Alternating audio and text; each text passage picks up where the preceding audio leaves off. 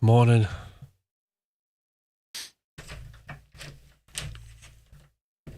Alright, just get myself sorted. There we go.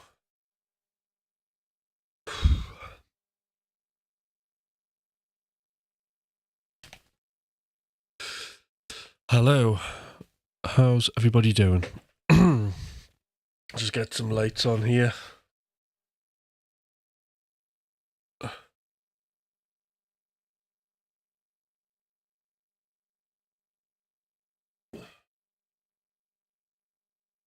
There we go.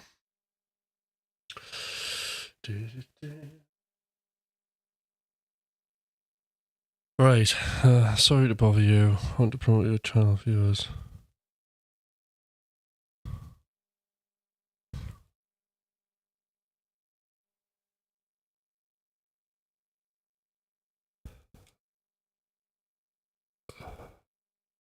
Right.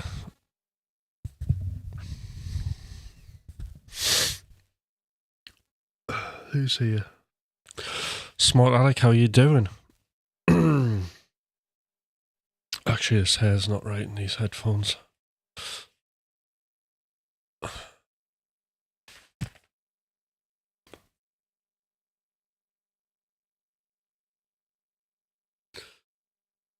Might have to just settle for that. There's Stallion.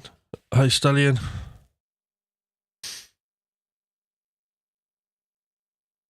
Graham. Morning, Graham.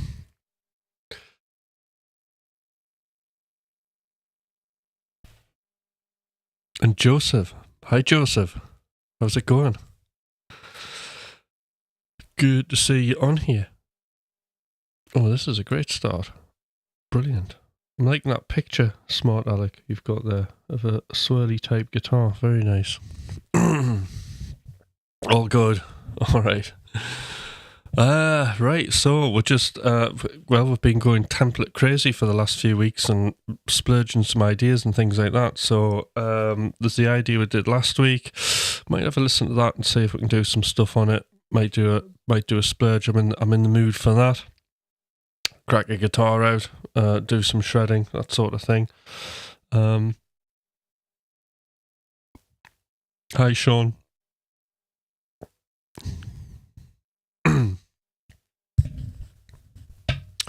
So I thought what was interesting the last session is just how much stuff gets done actually in an hour and a bit. We did a template tweak, we knocked an idea out, pretty much a full idea, and then got a guitar out and started playing, and then I started like showing people stuff, which was pretty mad, I thought.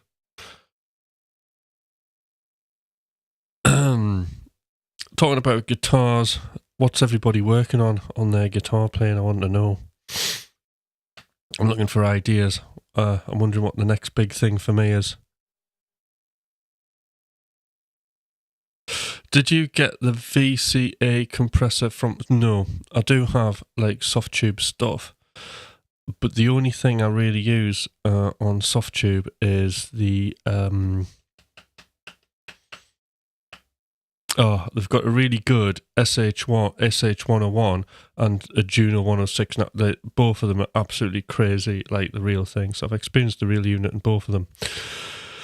And the Juno 106 just freaks me out. It's identical from what I remember, It's the most analog feel of anything I've ever experienced, to be fair. And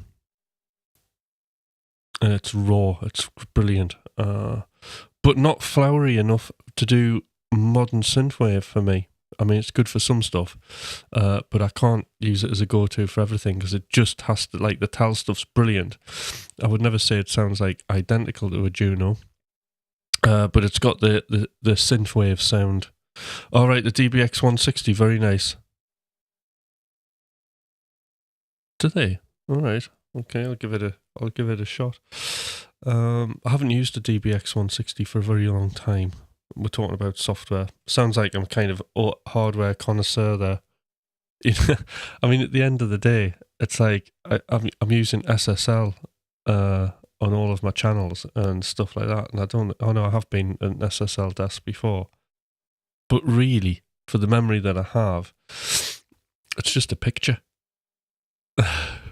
It's just a picture of something. Like half the compressors I've never been in the room with. LA 76 I have.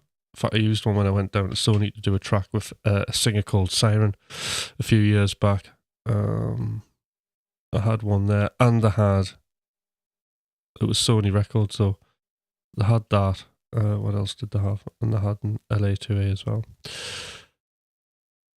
Trying to learn some selective picking and some thumping is difficult, but not impossible. But the thumping is really difficult. Yep, I think it's very difficult.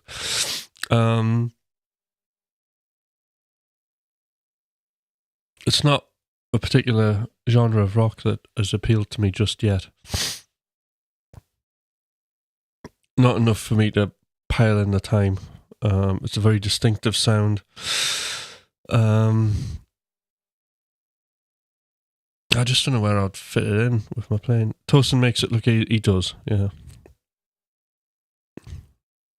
So he sort of came up with it, which I think is really interesting. I think, like, you know, how coming up with something and developing it and just taking that leap of faith into, like, I've got this technique and I'm going to plow basically vast amount of time into it and get it to work.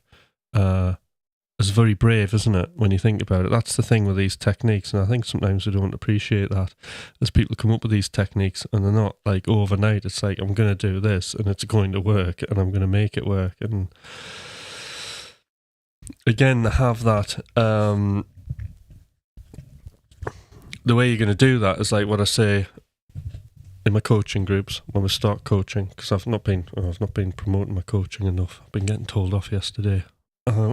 But anyway, so I always say in the coaching group, right, what are your wins, problems, and your opportunities? And then I do that with everything I do, every live show I do, wins, problems, opportunities. In fact, on Saturday, I did wins, problems, and opportunities after the live with Thomas when I got home. So we had our food, did some stuff, and then I came home, and it was probably just after 12. I was doing my wins, problems, and opportunities, and I was picking the guitar up and just going through a few things just to remind me what to do. And then the missus was like, "That's enough, you've been playing all night, put it away." And I had to stop playing, so...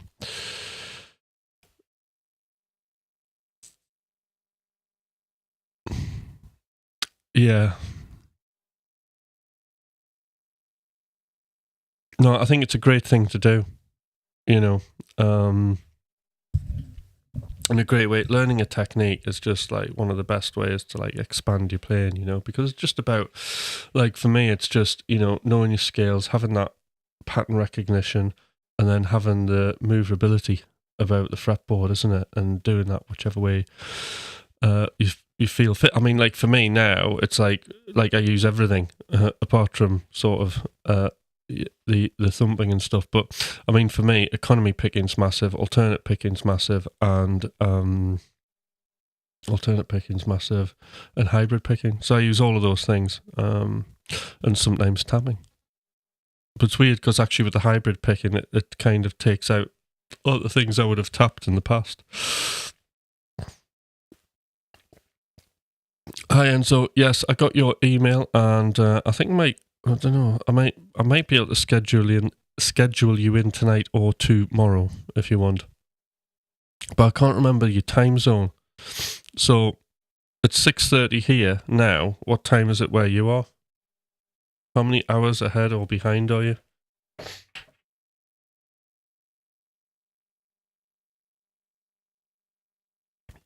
Oh, that's good. You're practicing your scales. Very good.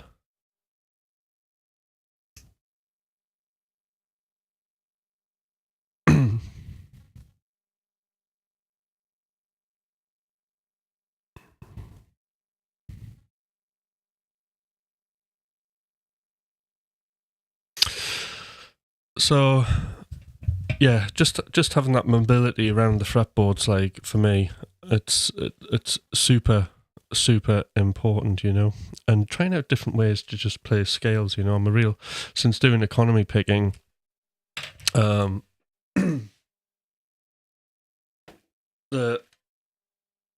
think one of the big things for me was hope this is in tune.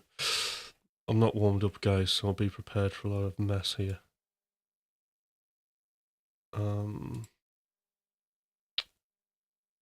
What's this?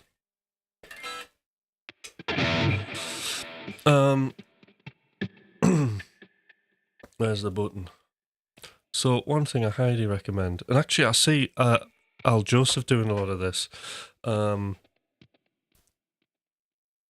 is 3-1-3 stuff. But I mean, I do it on pentatonic stuff all the time, but I absolutely love it in just on your regular scales. So say I'm like in say E natural minor, and we go to the 10th fret on the 5th string, we can have this pattern here.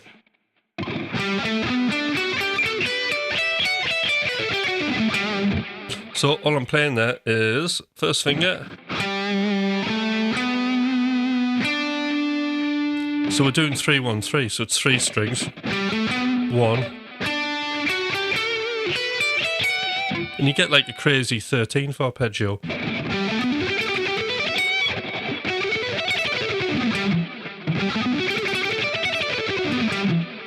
And once you get the time feel right, it's like every note of there is picked.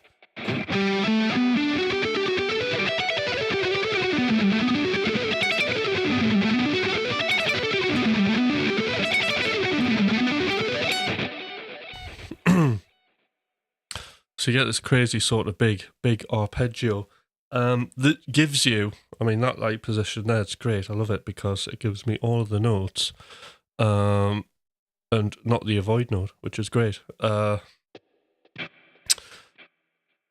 think that's like a G13, isn't it? So if you think you can go between that, you can go between your regular arpeggios. So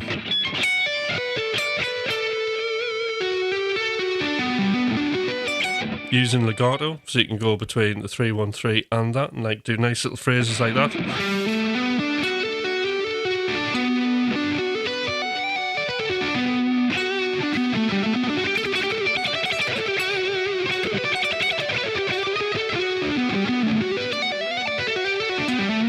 And then start adding chromatic notes in. So there's 3 things that's like really handy.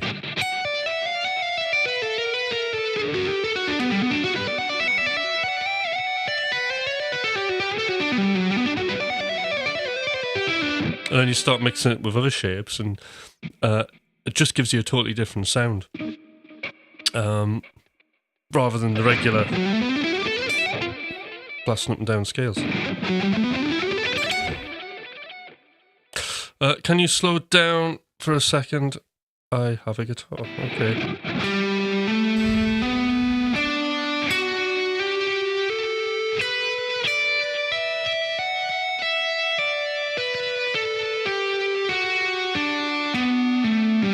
So that's hammers only, I've done it.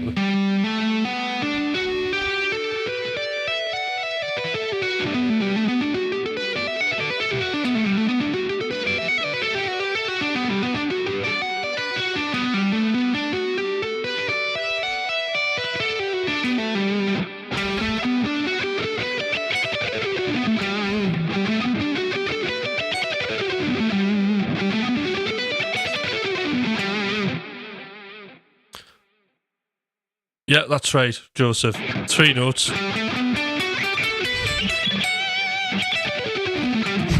Right. Okay. So Enzo, I mean, I don't obsess over modes, right? So I know all the modes. I used to go, right, this is Dorian, this is Sergio. What mode's that guitarist playing in, right? So now, because I think like the problem with Dorian, like saying, oh, it's a mode, it's like all of the modes are really just one scale when you think about it. So it's less confusing for me. It's G major. That could be any one of the modes. Depends what you're playing. So if I played a G major, it could be an Ionian, C.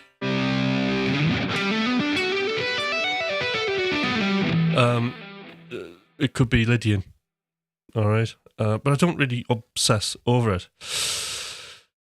Well, you could say the 5th string's the root. But if I was in C, it could be on the 5th, and then gives it a whole different context. So rather than like obsessing over it, it's good to know what intervals you're using in terms of like tension and release. So I'll think like that. So for example, like if I'm wanting tension, sometimes I'll do things where I really like major 7s. So I'll do something like that.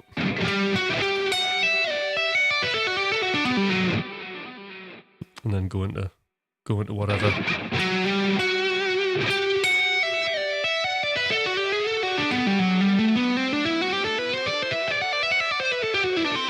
So you get that dissonance.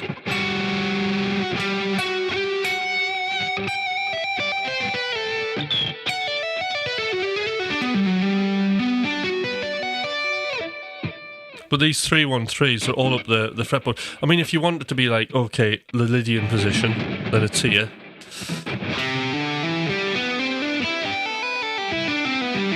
If we're in E minor, Dorian.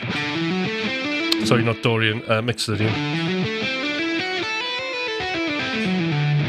Natural minor.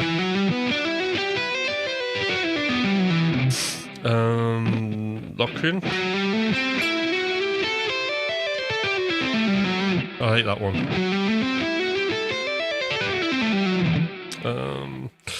Ionian. Now we're on Dorian.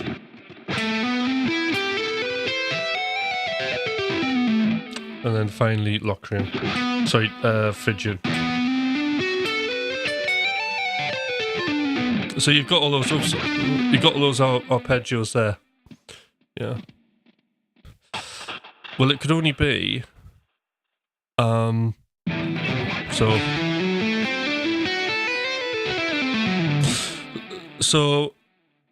that it has to be mixed Lydian because we've got a root note to D and we've got a dominant 7th and a major 3rd. So it's mixed Lydian. So yeah, sorry, yeah, you're right.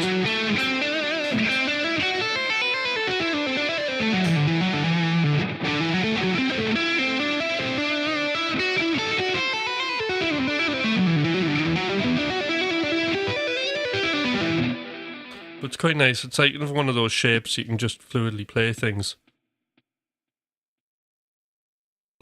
What note exactly is the single note? Oh God, hold on. What have I been saying?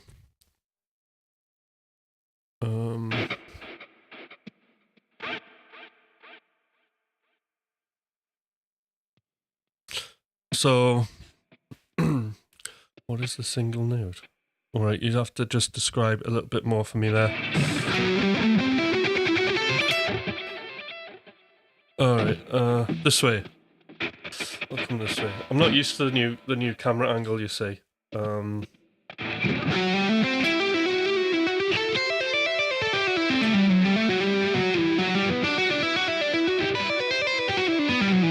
It's been like a 3-1-3 masterclass this today, actually, because I was thinking about doing some content video based on this, so it's probably a good thing.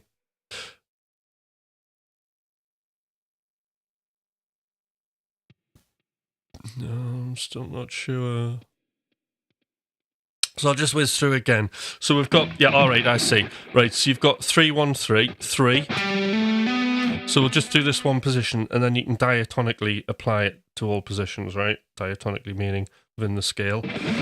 So we're on the 10th fret, 5th string, and we use now 1st, 2nd, 3rd fingers wide. And then we've got only one note. And then we've got another 3 notes. So that's 11, 12, 14. Another single note.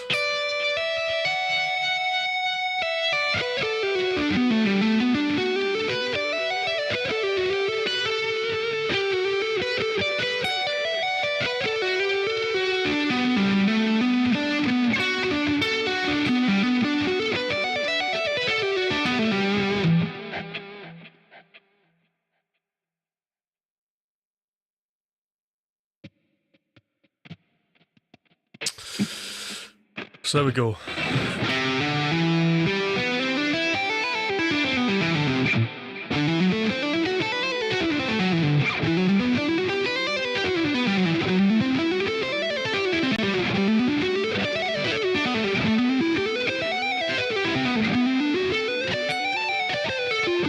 Well, that's the one I don't play very often.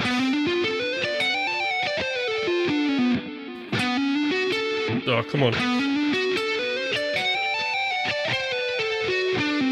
There we go.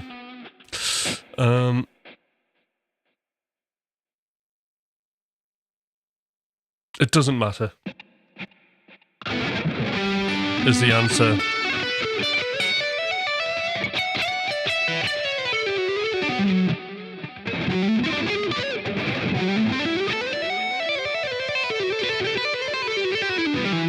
So the other thing, so we can apply 313 to like all sorts of stuff. So anything modal, and then we can apply it to. How about my favourite, pentatonic scales?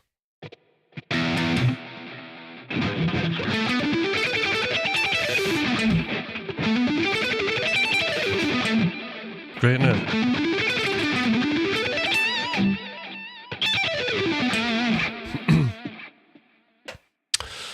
Okay, so again, pentatonic, if you want that fast picked or legato pentatonic thing and you want to travel vertically, you could even mix that with your regular 313.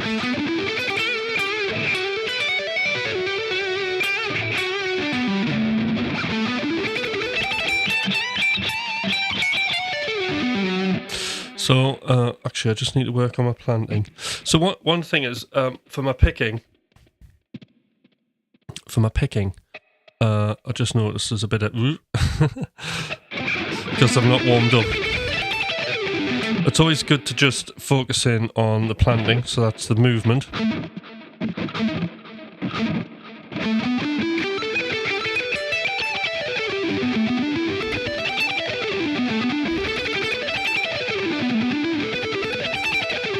Right there.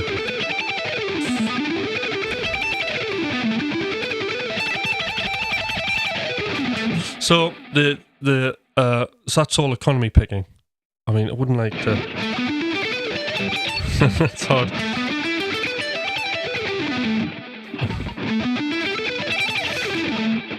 I wouldn't like to do it with economy pick, with like alternate picking, because you have to, with the one and the weird note groupings, the picking directions changing all the time. So it's quite a tricky one.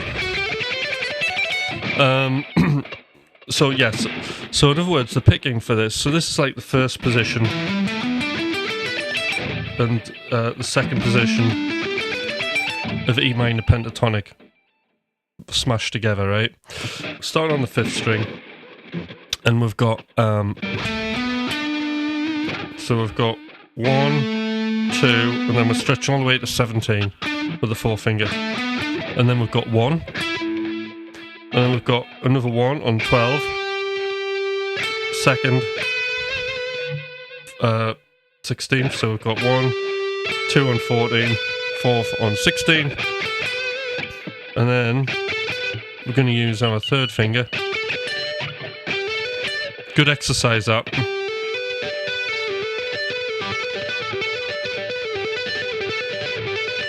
If you're practicing your legato, but anyway, and then finally, we've got that at the end.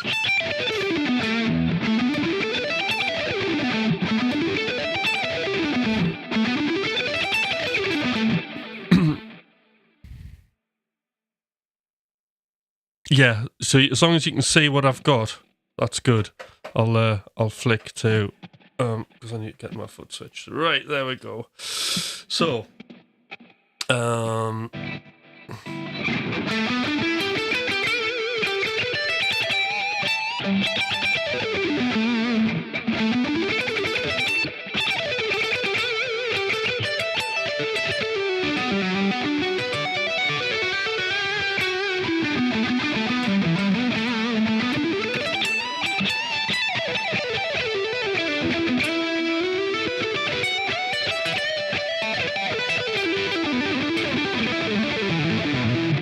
So you can do, and then when you start like combining it with other stuff, it becomes very, very powerful.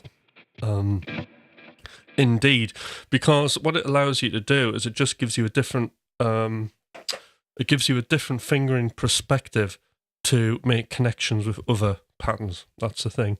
So there I can connect it to other diatonic 3-1-3 things, and I can connect it to two.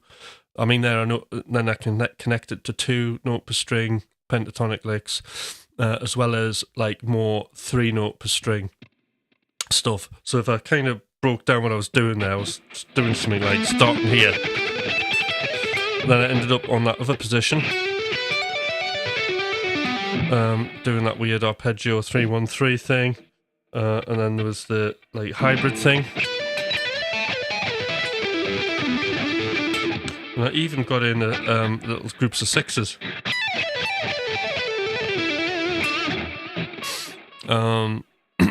So you can seamlessly connect it to other things because you've got that.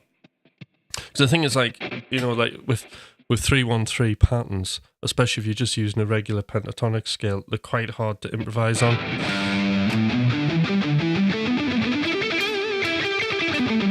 So you need something. You need an off ramp to go into other areas of the fretboard. So if you look at this, right? So a pentatonic scale, just in E minor. So if we play that, right, which is hard.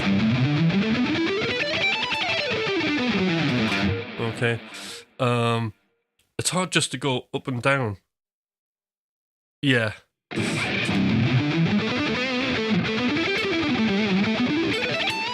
But if I start bringing 3-1-3, it makes it a lot easier, and then I can branch off into all the other things. So it's a great way to get about.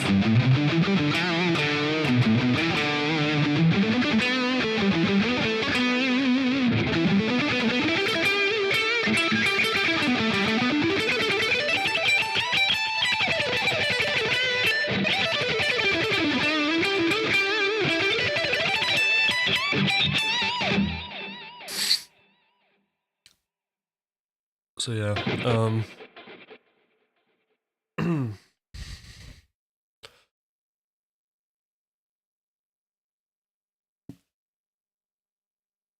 then I suppose the next thing is how you choose to get about.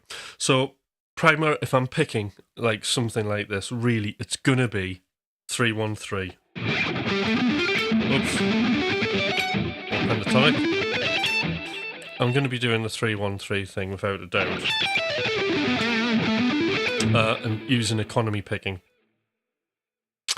The other thing is legato. So what I would do is I would practice these things.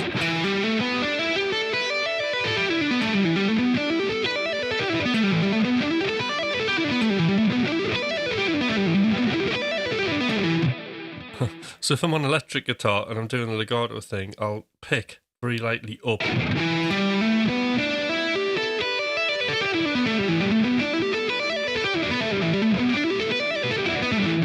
And then it's like hammers only on the way down. So the problem you're going to have here is keeping things nice and clean on the one note, yeah.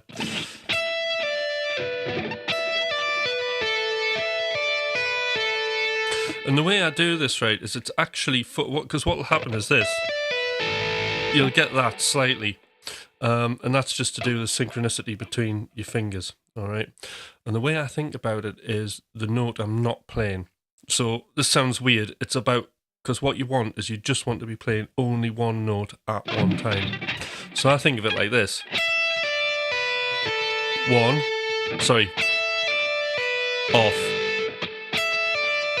Off. Off. So, off.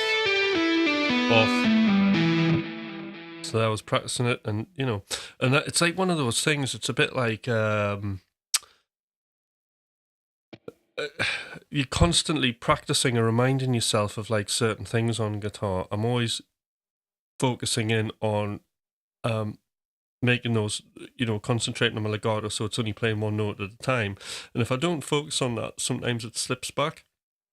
It's a bit like my technique's a bit like a guitar setup. It's you'll play a guitar and you don't realise that the setup's going, and eventually it needs to go to your guitar tech and get redone. It's the same with technique. You can let your technique slide just with your everyday usage of it, and then there are certain aspects that need to have a little bit of an MOT. An MOT for you guys is if you've got an older car, you have to have it like serviced, and the tighten a few screws and make it roadworthy. Same with your technique, doing a bit of an MOT on it. And that's one of the things that, and actually keeping your fingers bent.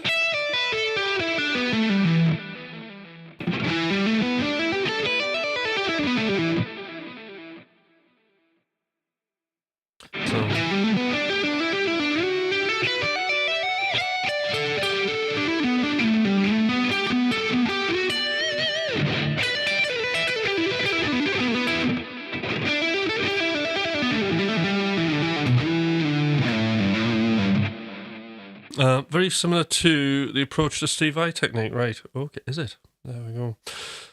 I mean, it's kind of, it's sort of a lot of guitar playing's common sense, isn't it? It's like these are just solving engineering problems. Here's 3 notes pentatonic. Now I need to go this way.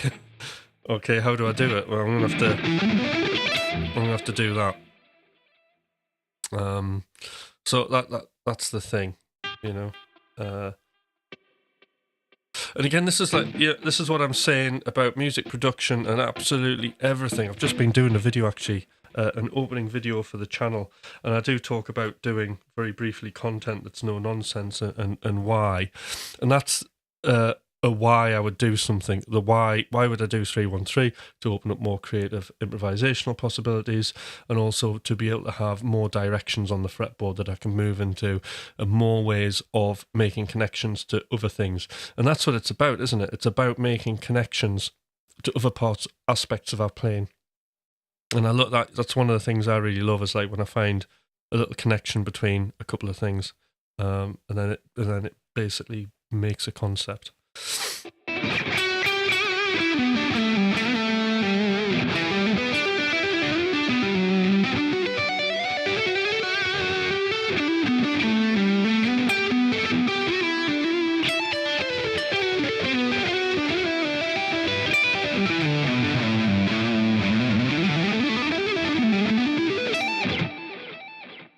So yeah. Right, wow, spend a bit of time on that. Any other questions about I'm sitting here with a guitar now.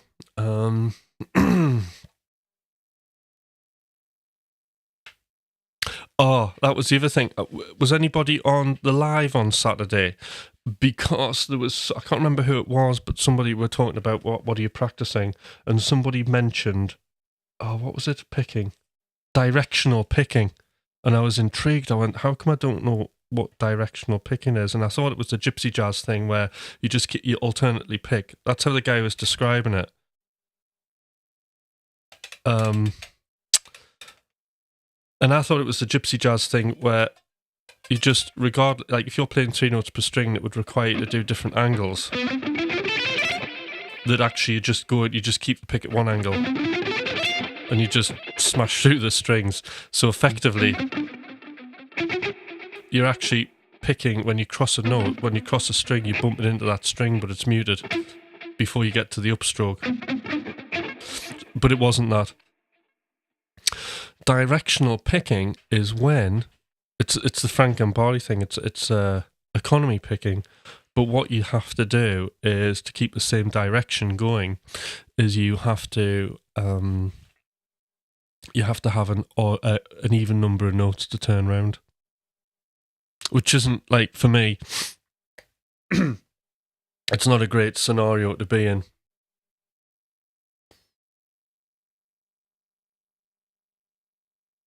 That's it. I like Thomas's explanation. One pick string, but a fret different one. Yeah, that's the one. So the directional thing is. So what I do is, right. So that's economy picked. Okay.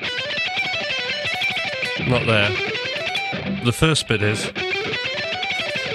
But then I switch into alternate picking. Because it's all odd numbers of notes, isn't it? So if I'm going down, up, down, down. That's economy. Up, down, down. That's economy. Up, down, up, down, up. So on the way, when I'm coming back down, I'm playing inside the strings.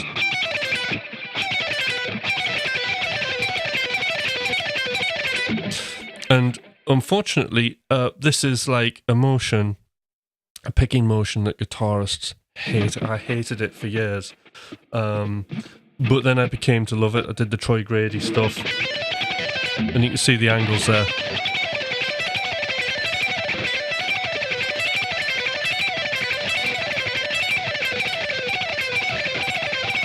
So you can see that slight little rotation, and that's just enabling me to flip the pick over the string.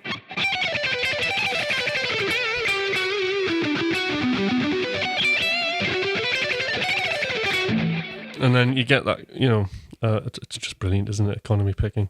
I'm surprised it's so good. I'm surprised it's legal. Right. So when you're combining economy picking with alternate picking, it's a really powerful thing to do because you're not tied to any note groupings. I'll come to that in a minute. The Frank and Barley way. So as a kid, so I very young hutch wanted to learn to basically I wanted to learn to economy pick. I was like 10 or 11 or something stupid, right?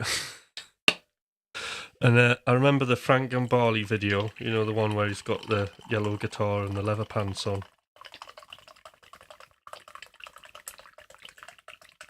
And he's Australian, right, as well. And I was absolutely addicted to Home and Away and Neighbours, which are two Australian soap operas. And I was like loving, and Prisoner Cell Block H, and I was loving everything Australian back in those days. So I wanted to be influenced by Frank, and what an amazing player he is. And I remember watching that REH video and his hands are literally floating on the fretboard, and I just thought that, like, that's just magic, isn't it? Like hitting every note, just playing amazing stuff. Playing jazz, that outside thing that I'd kind of only familiar with because I heard Eddie Van Halen doing it and it just sounded like mad. So like I wanted to learn that, and then first lesson, and he's like, you know, he's showing you how to do economy picking. And that's great. So, okay, let's learn economy picking. And it's a G major scale. It's down here, right? So when I'm crossing strings, I'm just, you know, I'm doing two picks down, aren't I? So you start, so three notes are starting with down. Down, up, down, down. And that's it. And you just repeat the motion.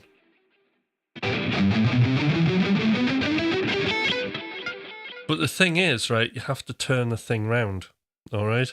So when I get to the first string, I have to play two notes to get it to turn round. And this is the thing I wasn't keen on. To get back, so I'm always economy picking. And then when you get down to this string, to get back round, you have to do that. You have to then start putting a chromatic note in to like turn it round. And I just thought there's absolutely no way my tiny brain will be able to even compute doing that in an improvisational situation, so I didn't bother. Came back to it, and I just thought, like, I can't do that. And then I wanted to do economy picking. I was desperate to do it. And then I realised you can just combine the two things, right? Because I saw Troy Grady doing it. So if you think about it, when you're just doing your general getting about the fretboards alternate,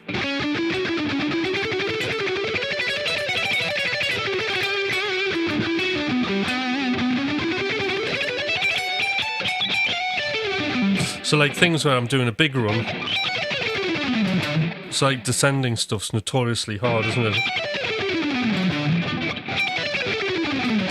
See that the second one was alternate picking. You can see the extra movements, and that second one was economy picked. So you can see the difference, how much smoother it is and more economical. And And that just, it solved a lot of problems. And then when you combine that with the alternate picking, now you're not tied to anything, like any weird note groupings that you have to think about. It's just whatever. It could be, you know, if the even number's great, if not, doesn't really matter. So that's like one of the licks I play, and that's like silly hard, isn't it? Because it's like groups of 7 or something. And then we're descending with 2 notes, and then 1 and a 3.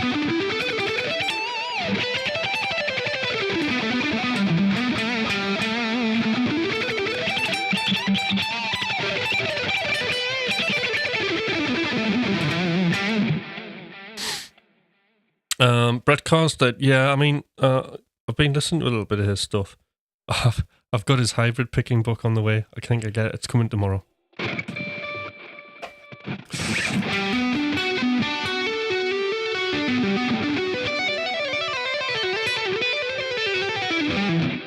So yeah, there are some economy picking type, well, just 313 stuff. Was there a question? Oh, there we go. Ice, thank you. Getting a follow. The other thing you can do, Ice, is if you're not on the YouTube, because the YouTube channel, that's the thing I'm going to build up, and I'm going to have a members only. I just can't remember what it was. So thank you for the subscribe. But if you come over on YouTube, Tim Hutch UK, and subscribe on here, this is where the content's going to happen. Yeah. It's on Amazon. He's just released it.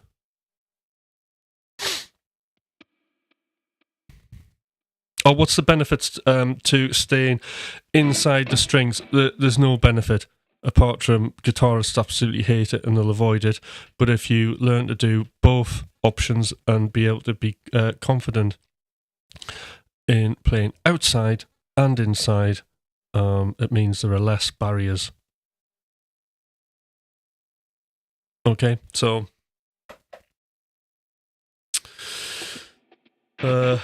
just to clarify, outside, we're going outside, so it's down, up, inside, up, down, down.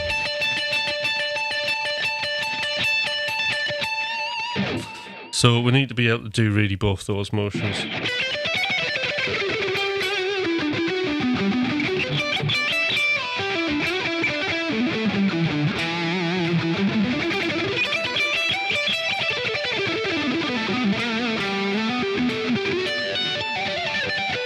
Oops.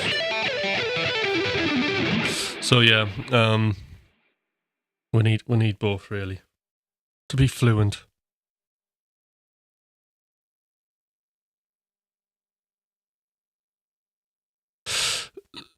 Yeah, right. So rock discipline, no inside strings. Is that what does he actually say that? Does he say don't play inside the strings? Because it's confusing, because you have to play inside the strings. It's unavoidable at some point. It's just people don't like it. And the other thing about that is I strongly recommend, having to watch Troy Grady's stuff, and do not under any circumstances pigeonhole yourself into and putting yourself in a category. And this is so important, and it's not just guitar playing and technique. As a learner, never pigeonhole yourself. So for years, I said this, and I've heard players saying this: I'm not an inside picking guy, I'm an outside picking guy. And all that does is just confirm to me and reinforce the belief that I was unable to do something, and I think that's wrong.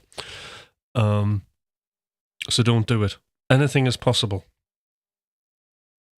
Yeah, so okay, so on the VHS video, we didn't have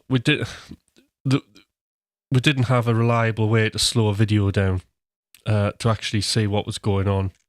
And this is like Troy Grady just hits the nail on the head when he's doing that video where he's looking at Vinnie Moore's picking technique and the inside motion there. And that was the real eye-opener for me, because what it was, it's to do with the picking angles. So if you're using slanted picking techniques, then you can pick in any direction pretty much. It's going to get you there. Use what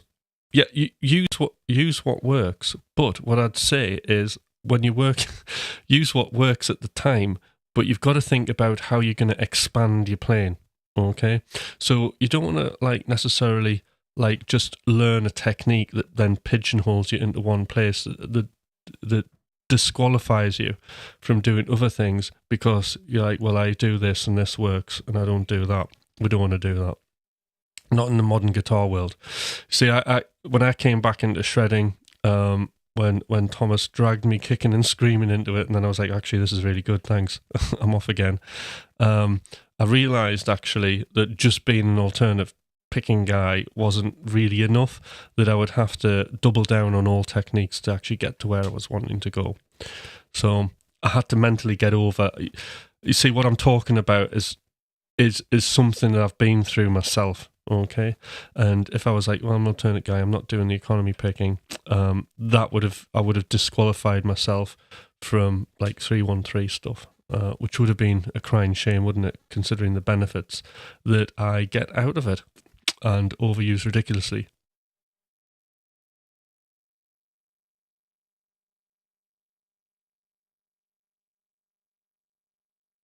Yeah, and it's to do with the attitude. It's because, the attitude of young guitar, they're just the happy learning whatever, aren't they? They don't see it as different types of players, different techniques. It's like Frank and Barley was the economy guy, and then you had somebody else. Paul Gilbert was the alternate picking rock guy, and then you view them as like separate compartments, and because they were so amazing at what they were doing, it would never have occurred to me that in a lifetime that you could do the two things well, So there's all these, and this is really interesting because again, it's the music coaching thing with me. We'll come back to that. It's nothing to do with guitar. It's to do with a belief system that we believe that we're one thing and we're not going to be another thing, and it's not right. To me, it's engineering technique. It's simple engineering, and I can't do something with one technique. I need to find another technique to be able to do that, and that's it. And I'm sure Guthrie Govan will think like this. Yeah. Oh, hi Morgan, how you doing? Morgan, if you can do me a favour, I do stream on Twitch and YouTube, which is probably naughty. But anyway, thank you for following me. Would you give me a follow, please, kindly, on YouTube as well, because that would be amazing. Because I'm going to start loading content up there that's going to be really useful to people. But if you can do that, that would be amazing, because I'm really pushing the YouTube channel. I really fancy being a YouTuber these days. It looks fun, doesn't it? And it's something I haven't done. But yeah, so don't pigeonhole yourself. And because learning a new technique is such a long, scary journey, believe you me, we've all had the story about, or have we all had the story about me and my economy picking existential crisis that I had that ended up in tears. So there's something. So always bear this as a case study, okay? So Tim Hutch decides I need to do economy picking, right? I'm quite good at alternate picking, and I'm a bit of an outside motion guy, but I can do inside quite good now as well.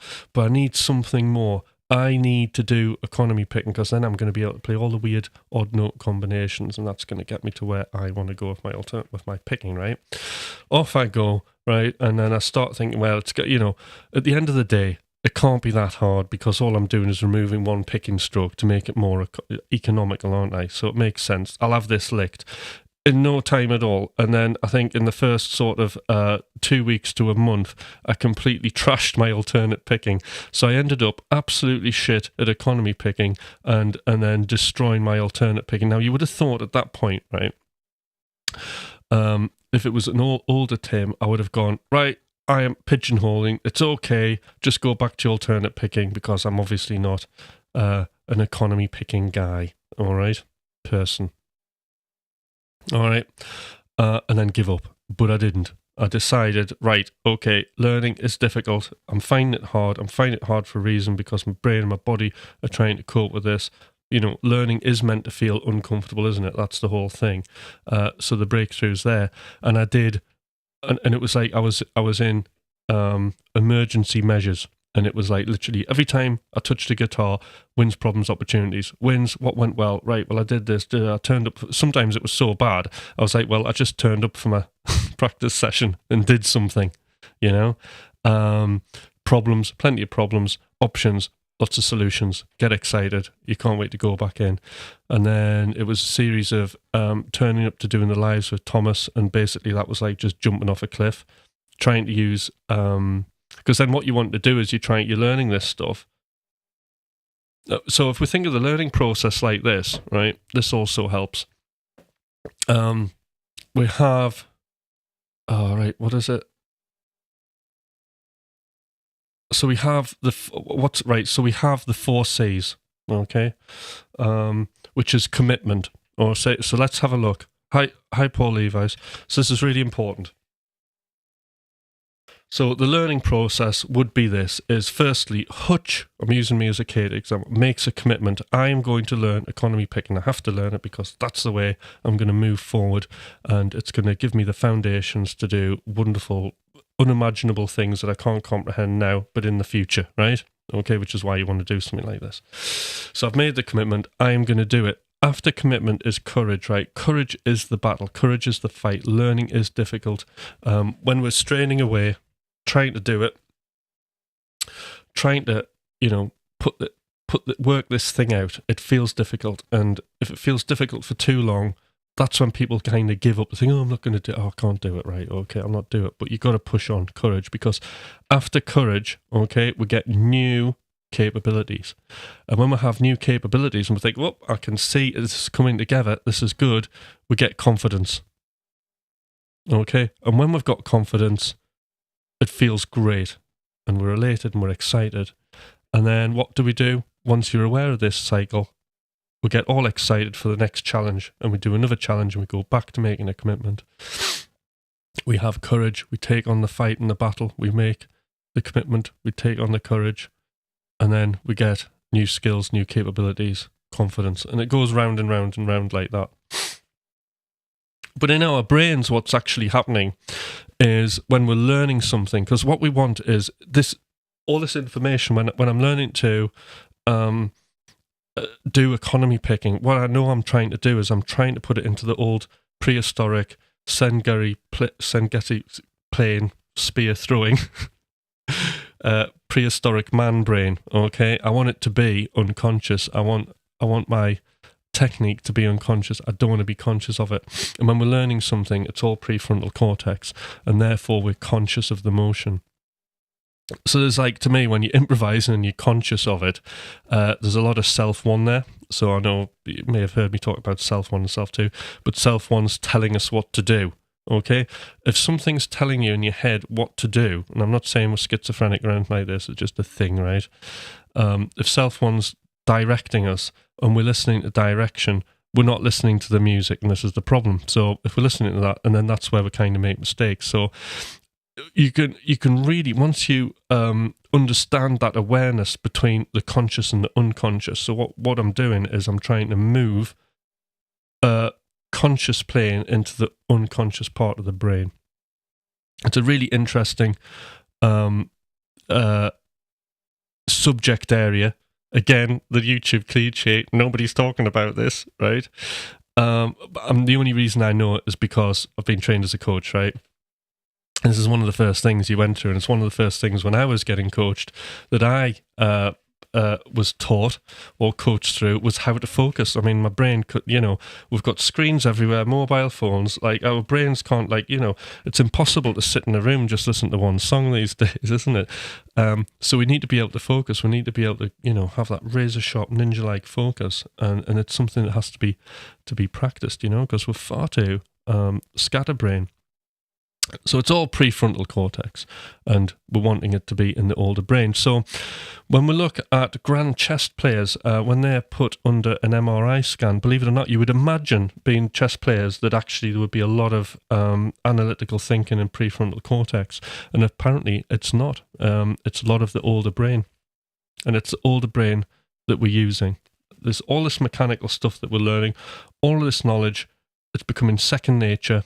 it's going into the older brain. The older brain is way more efficient. Apparently, our brains develop from the back to the front. So the prefrontal cortex bit's that our bit that makes us intelligent and creative and all that kind of stuff, and all of our analytical thinking is in the front of that. Okay, but we just want the instinct done. So, some interesting points there that we've got onto outside of the actual, thing of physically learning something, as we're thinking about that dance between prefrontal and older brain. Now, if I was looking in the camera properly, I could probably edit this and just bang it out as some content, couldn't I? Yeah, that would be good. But probably not. I'm probably looking all over the place. So I finished recording my first video. We'll put it up. There's a bit of practice needed, you know. Right, was that useful? Right, Sean, wonderfully said, thank you. Good, you're practicing economy picking while you're watching this. Brilliant.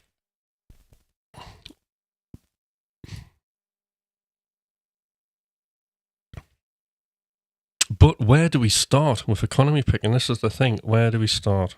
We'll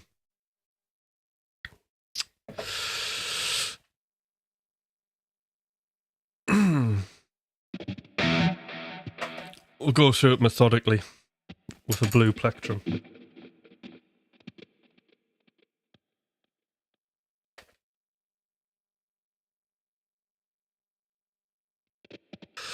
Right.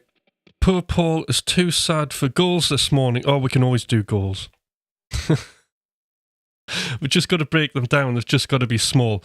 So this is the smallest thing you can probably do for economy picking, okay? Is practice your inside motion. So one finger here and one finger there, right? Okay, on the E and B string.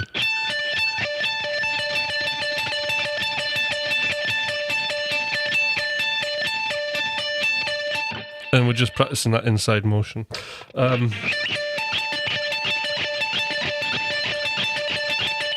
then double up on the notes. So there I'm going.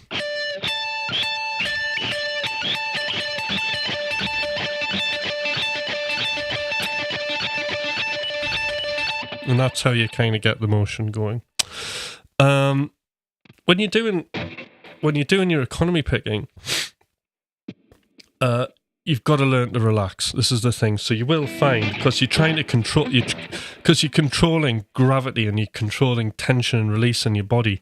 You've just got to, like what I do. It's almost like a Ferez. All right, how are you doing? I'm dyslexic, so I'm really bad at reading names. Ferez Evers Salz. Yeah, thank you for subscribing. You know, what you could do is, would you come over to my YouTube channel? Tim Hutch UK, you'll find me on there, and just subscribe to my YouTube, because that would massively help me out, because I'm going to be putting a load of content up there. So I have just done an intro video, which I've got to do a little few edits on. It's only like 1.5 minutes, explain what I'm going to do on this channel. But essentially, I'm going to give people no nonsense content, okay, based on things that have been useful for me. And got me moving quickly. So, what was I talking about? Oh, something important.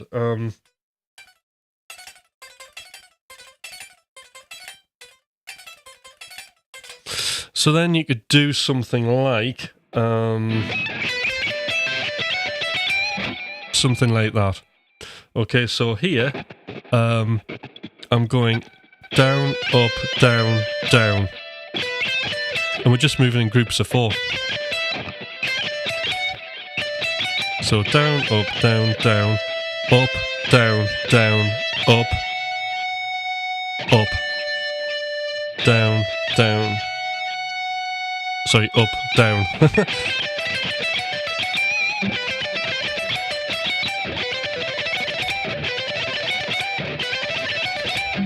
And then you can do short bursts with that one.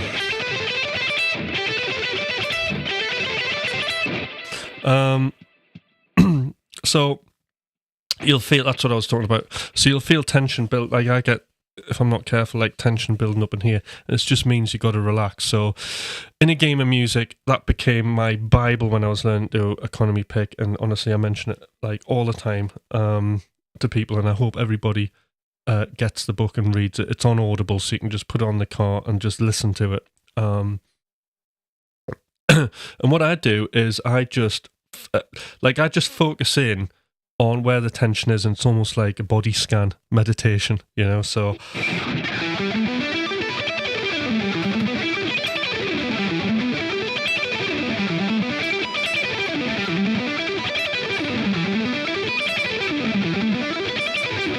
and I'll just focus in and try and release that tension.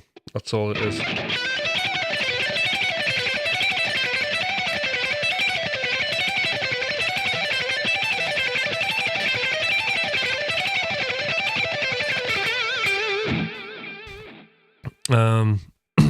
And just relax, because it's all about getting rid of that tension and being completely relaxed, because we need that with economy picking. It's a light technique in a way. However, see, there's another point, isn't it? The other thing is, I think sometimes there's that misconception, or like economy picking has like a certain sound to it, like between maybe like legato and picking. And I think that's to do with the fact that you do play sort of light with it, but you can play really aggressive. Okay, so in that last bit there that I was playing,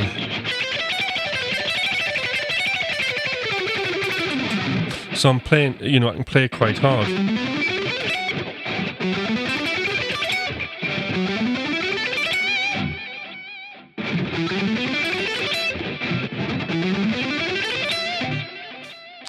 Does it change much stood up, or can you keep the same? Yeah, I can keep the same. I've just got to slightly calibrate myself, but I'm fine playing standing up. I've just got to remind myself.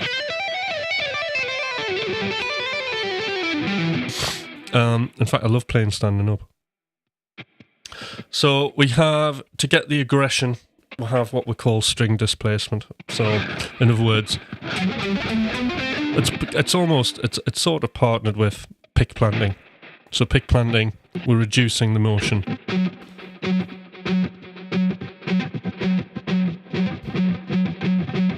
So a good way to practice that, sort of just pick and then try and stop the string.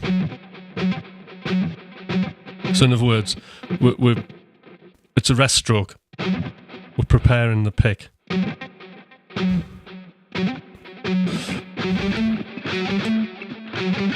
And then the displacement is pushing. So rather than picking, I have a pushing action. See that?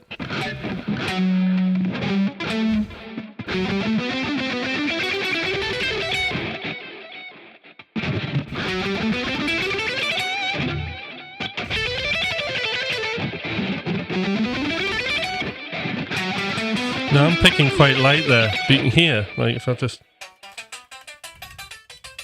You can hear how hard I can pick. And I'm not, because I'm pushing the string, I'm using displacement. It's allowing me to have that aggression. So actually, I would argue that by doing this, that I have more dynamic range in my picking when I'm playing fast by doing economy picking.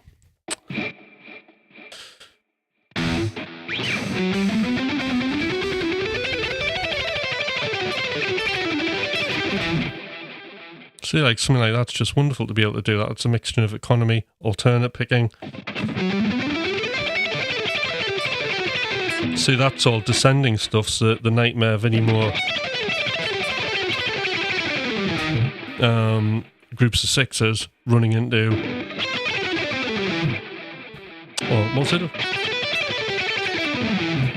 into that kind of thing, which is just 2 notes, 3 notes. Madness. Do you find it makes the approach too linear as far as composition or No. It opens up new patterns. Because remember, I've got the best of both worlds now. So if anything, it connects things amazingly well. If we come back to, think of just all the options I've got here.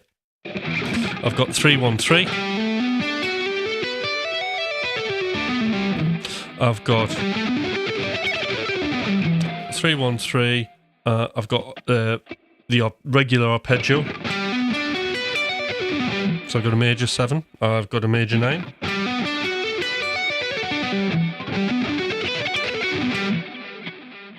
So there's 3 things that combine, and then I've got chromaticism as well. So there's no limitation there. And I can partner that with alternate picking, so...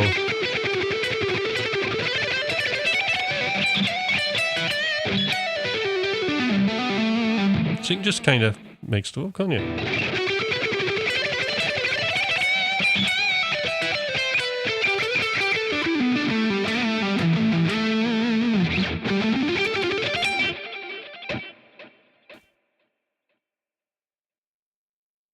It's buffering now and then. Oh, it's fine. All right, okay. Out of my hands, don't know. So yeah, so it gives us plenty of creative opportunities there. That's good, isn't it?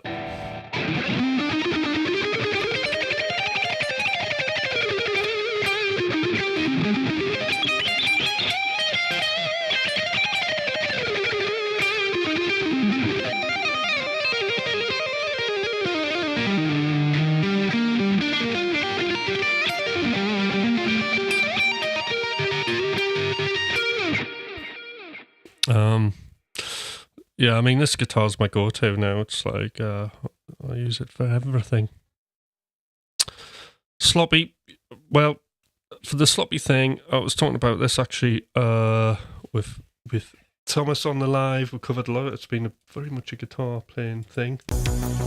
What key is this in again? It's B minor.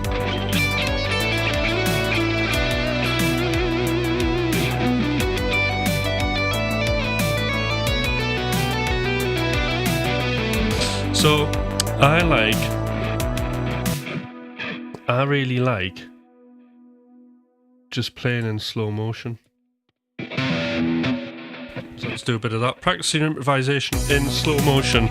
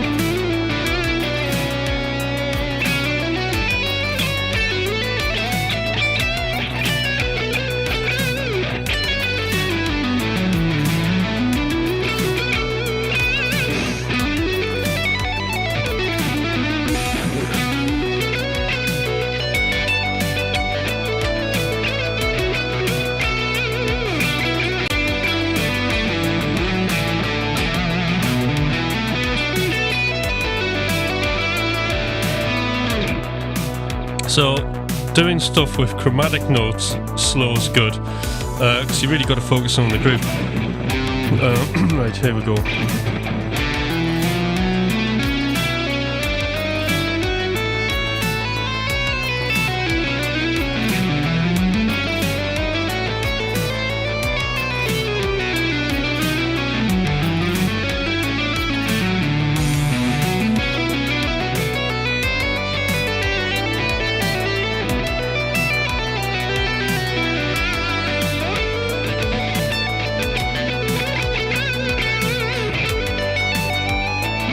So that was hammers only. What about a bit of picking?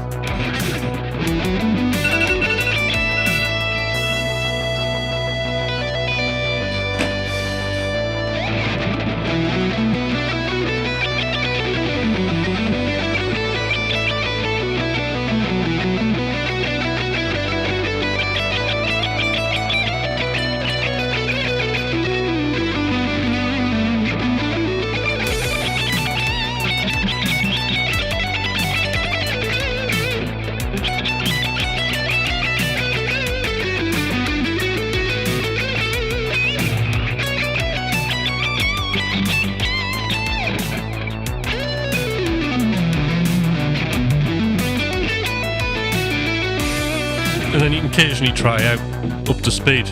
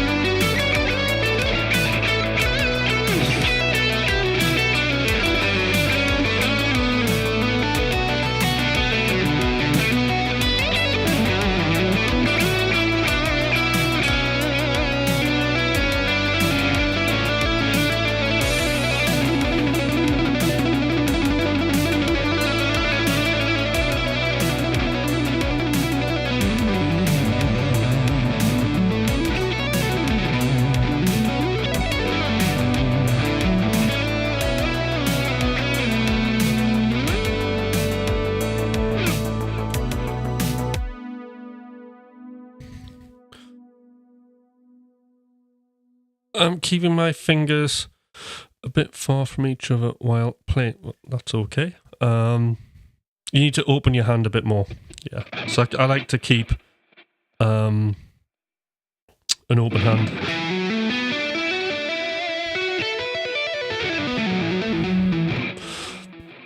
What did I do there?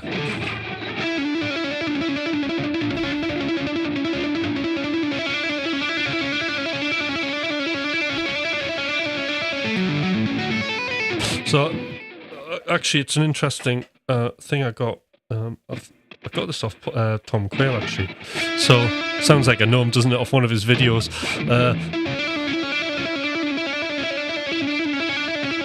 So you notice that finger twitching. What's actually happening there is it's releasing tension out in my hand.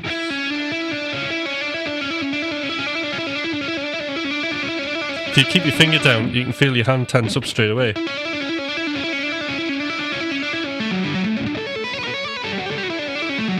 So like a lot of my legato playing, it's tension release in your hands. When a finger plays, then it relaxes.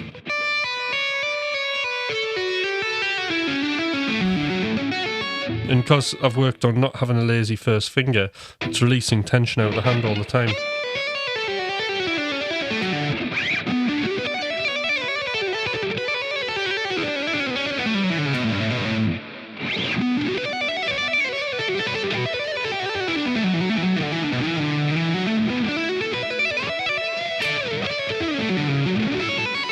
Oops.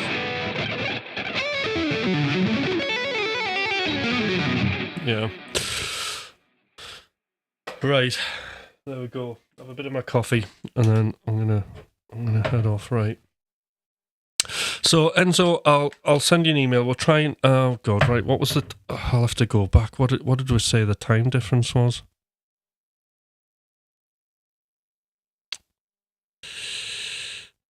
It's been a busy chat, hasn't it? What did we say the time difference was? It's 1:30 a.m. there, right? And that was at 6:30. All right, okay.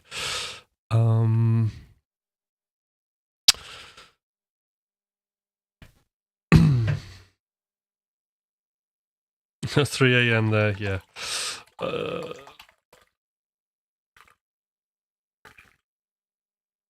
So we could chat at I've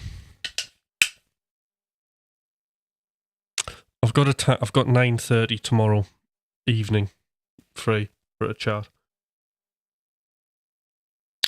So we can do that. We can have a chat then. But I'll email you the times. Anyway, so that's been great, actually. I thought we were going to do some music, actually, on the computer, but it ended up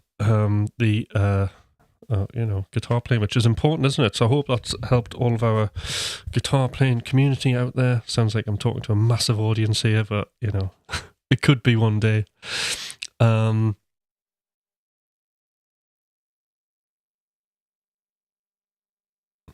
So tomorrow, back on here, and we'll have a look at some synths and stuff like that, because there's a few things I want to do.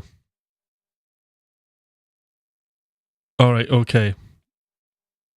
All right, we'll plan ahead. Enzo. Don't worry. Well, any final sort of questions whilst I'm having my coffee?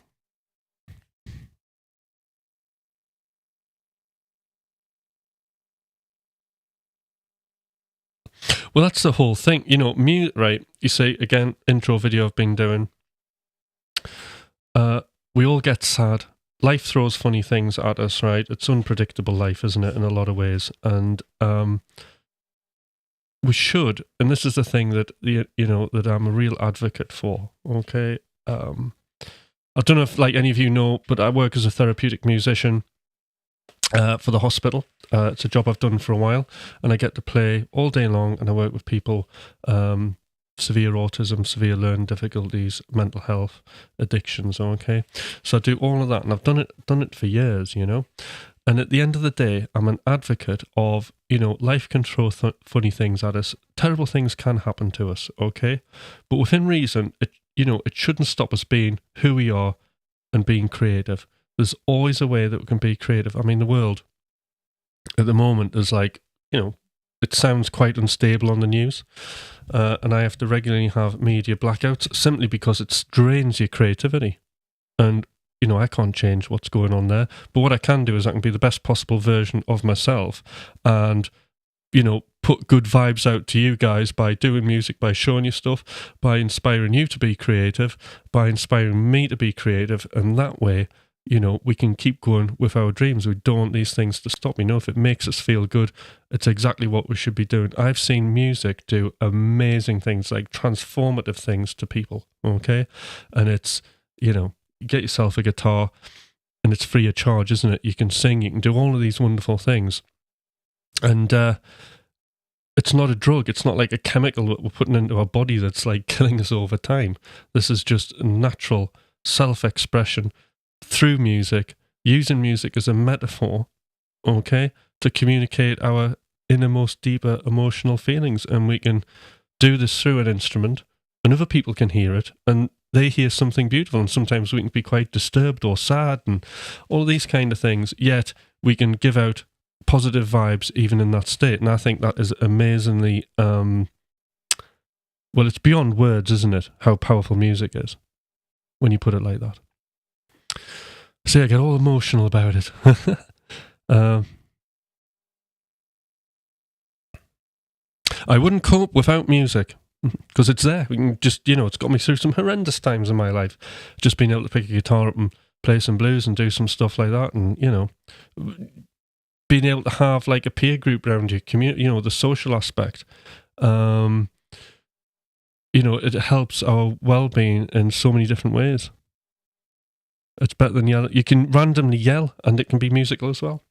Not being old or anything, but look at all of that modern yelly rock that goes on. Screamo, screamcore. So you can yell, and it's beautiful music. So yeah. Well, that has been brilliant, everybody. And I enjoyed teaching some guitar, but tomorrow, keeping it varied, we're gonna go on the computer. We're gonna look at that, not that, but I have a different one. No, not that. This one. There we go. There we go. It's more of your traditional tutorial setup, isn't it? I prefer this one. Just I can't work the computer and be on the screen at the same time unless I sit back here. But then I get really into what I'm doing, and then my head disappears. So then I have to stay it just doesn't work, does it? Till I get another. Don't know what I'm doing. Till I get another camera, anyway.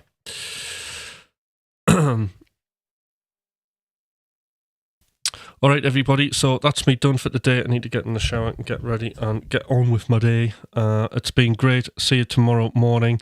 Any questions with what we have talked about, do put in the comments, because I will prepare for them on a session. You say I'll prepare for these things. If there's stuff in the comments you want me to cover, I will cover it, because this channel is becoming less about me and more about you and me all at the same time. there's something going on in the integer, so to speak, and I want to explore what that is. So things you want to learn, things you want to know. There's never anything silly, right? It's all really good material that I would love to talk about. So do that in the comments. If not, you can just hit me by surprise on a live and see what I can do. All right then. See you. Bye.